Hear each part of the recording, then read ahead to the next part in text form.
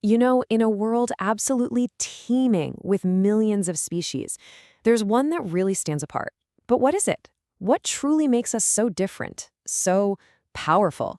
Well, today we're diving deep into that unique spark. It's a pretty bold question, right? When you look at all the life on this planet, who really holds the title of best of creation? Now, you might think the answer is obvious, but why? Well, that's where the real story actually begins. And yeah, the answer is us, humans. But our uniqueness, it's not about walking on two legs or our ability to talk. No, no. The real source of our power is something so much deeper, and it's all happening right up here, inside our minds. This really breaks down the fundamental difference. Think about it.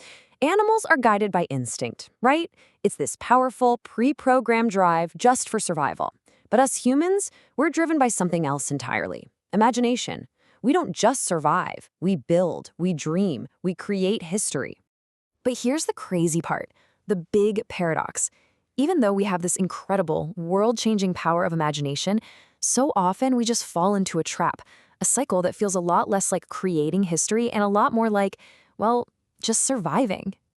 It's kind of a sad truth, isn't it? We, the so-called masterpiece of creation, often find ourselves living like robots, completely stuck in this relentless rat race. We get swept up in the current of doing what everyone else is doing, stuck in a routine that just dulls that creative spark. Does this little loop look familiar to you? Wake up, go through the motions, go to sleep, and then bam, do it all over again. This endless cycle is the exact opposite of what we're built for. It literally puts that amazing imaginative spirit of ours in a cage.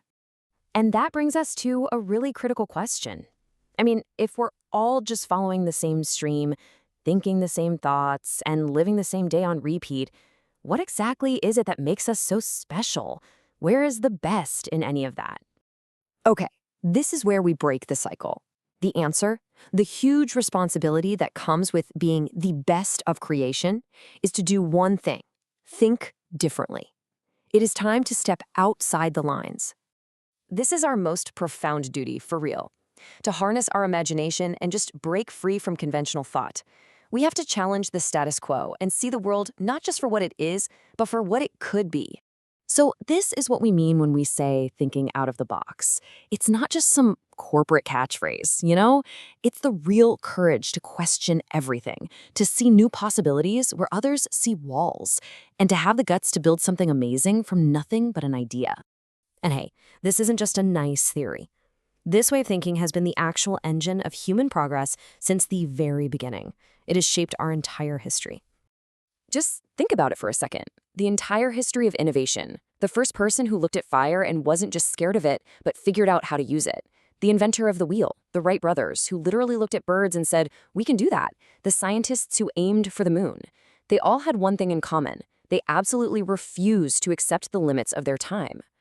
You have to remember this. Every single revolutionary leap forward, every discovery that changed the world, began in the exact same place, as one single different thought inside one person's mind.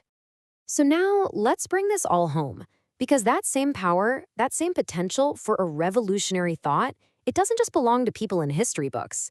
It lives inside of you, right now. Seriously, let that sink in for a moment. You are not just another person in the crowd.